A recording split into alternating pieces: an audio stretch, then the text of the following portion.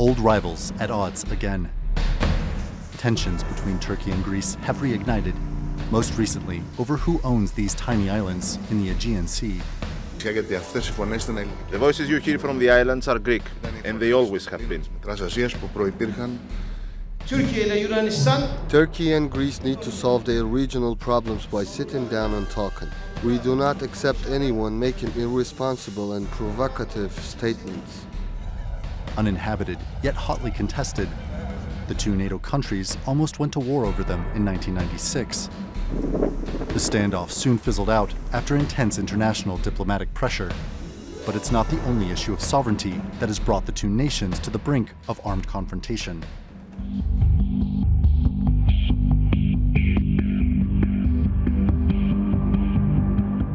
Another dispute rising to the surface is Greece and Turkey's divide on the Mediterranean island of Cyprus, which remains split along its old battle lines. A vestige of the events of 1974, Turkey intervened after a military coup on the island, after atrocities by the military junta against Turkish nationals. Recent reunification efforts in Geneva remain inconclusive, with an envisioned two-state federation balanced on the make-or-break issue of territorial realignment. But an even bigger issue looms over a potential Cyprus deal, and indeed the Greek-Turkey relationship as a whole.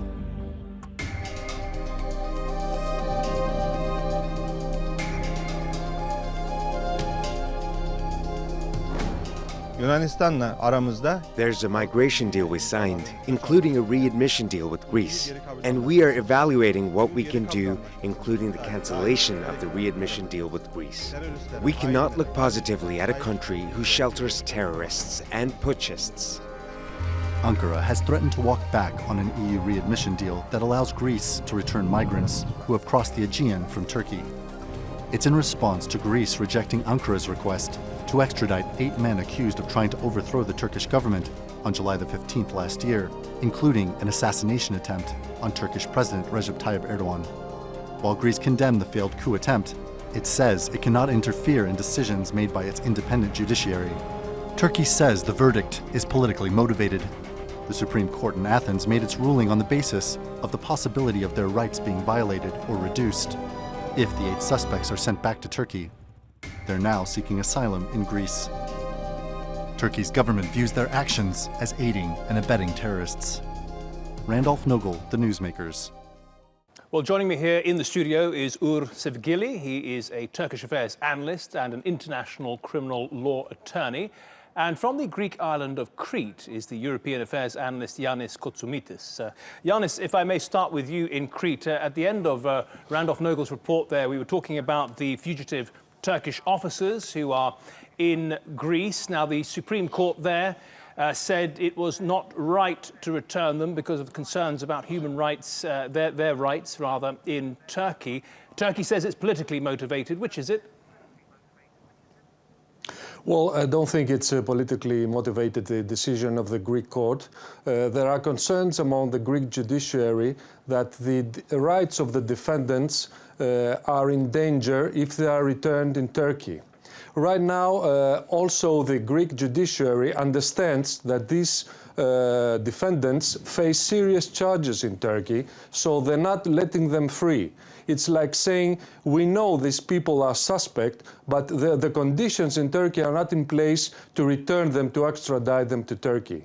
So my understanding is that the best way to solve this is to have the Turkish judiciary be in contact with the Greek judges and provide assurances that the defendants will be respected, the rights will be respected, and they will have a fair trial.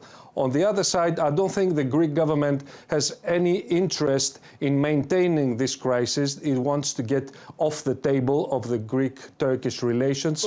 So I think it's a judicial issue that needs to be solved in a fair manner. Well, let me put that to you, Sevgili. Yes. Can the Turkish government offer those reassurances? I mean, in normal conditions, these assurances, it is for us. It seems to be awkward to have such approach from the Greek authorities, because Turkey is known for modern Turkey is known for having a fair trial since last decade, and the Turkish government since last decade has a zero tolerance policy to torture.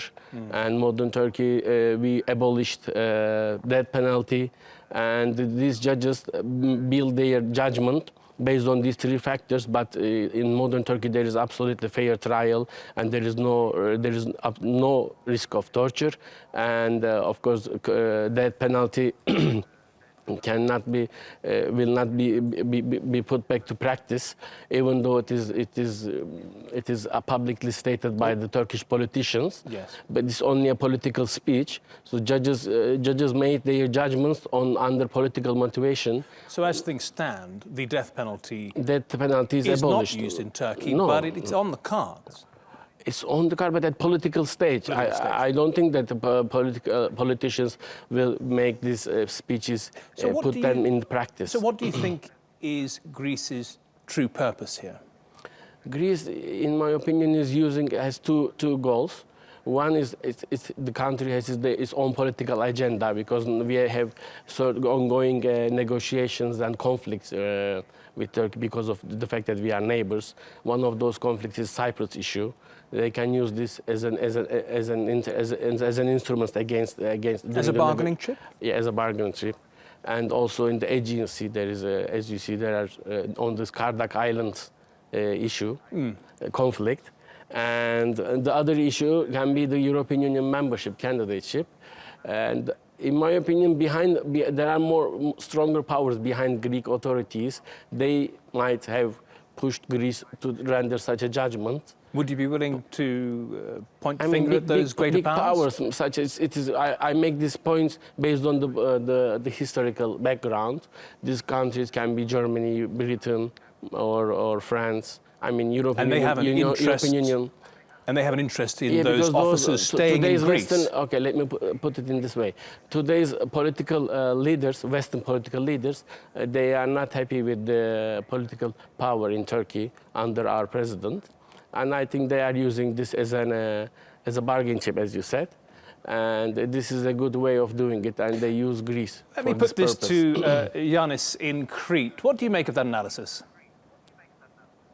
Well, I totally not agree with this aspect. It was there is a separation of powers in Greece. We had an example a few months ago. The Greek government tried to have a law that would change the way the broadcasters are working in Greece, to have a new broadcasting law. And the Supreme Court brought down this law against all the will of the government. So there is the judiciary that has some legitimate concerns about the retrospective imposition of the death penalty in Turkey, and also a fair trial. I don't think there's a problem with the Turkish judiciary coming in contact with their Greek counterparts and providing these assurances. I'm sure the Greek judges are not willing to have people who are suspect of serious crimes and treason being freed without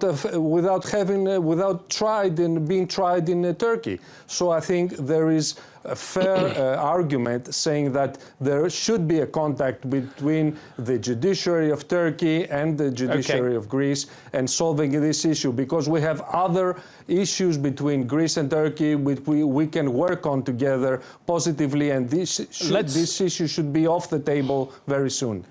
Just a quick response.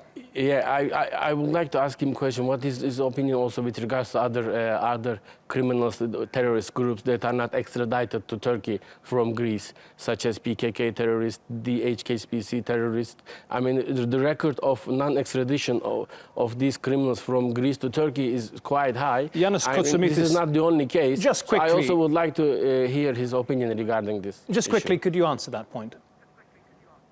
Well, in previous years, there have been cases of people accused of terrorism in Turkey that have been given asylum in Greece. But this is not the case anymore. Left-wing terrorists of DHCP have been extradited to Turkey in recent years, and there's absolutely no tolerance for PKK terrorists being tolerated in Greece. Right. So it could be a case for very, very long time ago, but not anymore. I just want to quickly touch on some of the other issues that you both raised. Yanis, if you could just describe to me this situation over the islands in the Aegean. We know that Turkey's Chief of General Staff visited the islands in January. What kind of signal did you take that to give? Well, there is a status quo in the Aegean for the last 20 years, since the last standoff in Emia or Kardak, as Turkish side calls it. There are 130 islets or rocks in the Aegean that Turkey says we don't know who owns them. Let's sit down and talk and find a solution. The Greek side says this is part of our sovereignty, this is part of our territory, we should not discuss that. I think at some point the two countries will come down and discuss this issue, because there are much, much larger issues between the two countries to work together. There is the Cyprus issue, that there is a ray of hope now to have a solution in the next months. There are the energy projects, which I think Greece would be happy to have the Turkish stream coming to Greece. So we have much, much larger issues rather than sticking to this old bring this back to the studio for a last answer, Uğur Sevgili. If we could just turn to the issue of Cyprus, just to touch on the last topic here. There was, as Yanis said, a ray of light, but the talks seem to have stalled somewhat. What's next? I believe, I actually agree with the approach of Yanis, because his approach vis-a-vis all these conflicts is in good faith. I can see that. But unfortunately, Greek politicians to date are always allow themselves to be used by big powers behind them. They might have different interests and they might have different agenda. But if Greek politicians act in good faith, regardless of the big powers, whatever they say to them, if they act good faith to Turkey, I'm sure we will solve all these problems in a quick period, very short period of time. Because at the end of the day, we will stay in these lands, in these both lands, and we will stay neighbors for thousands of years. And God knows what happens to European Union or other big powers. But whatever happens in the world, we will always be neighbors here. So we should solve our problems with our own acts, and we should not let other big powers to involve. We should not involve them for our own problems. And if we do, in so doing, we will. I believe we will solve all these issues. Yanis Kotsimitis, final word from you. You agree with that? I agree with that. I think Cyprus issue is also a matter of trust. There should be a build of trust between the two communities to be able to believe in the common future, also between Greece and Turkey. I think this is something that the two governments should work on, beside political gains or not gains in the short term. There is a long-term interest between the two countries to live together and prosper, and this is something that we should work on in the next time. Yanis Kotsimitis in Crete and Uğur Sevgili, thank you very much, both of you, for joining us on the Newsmakers.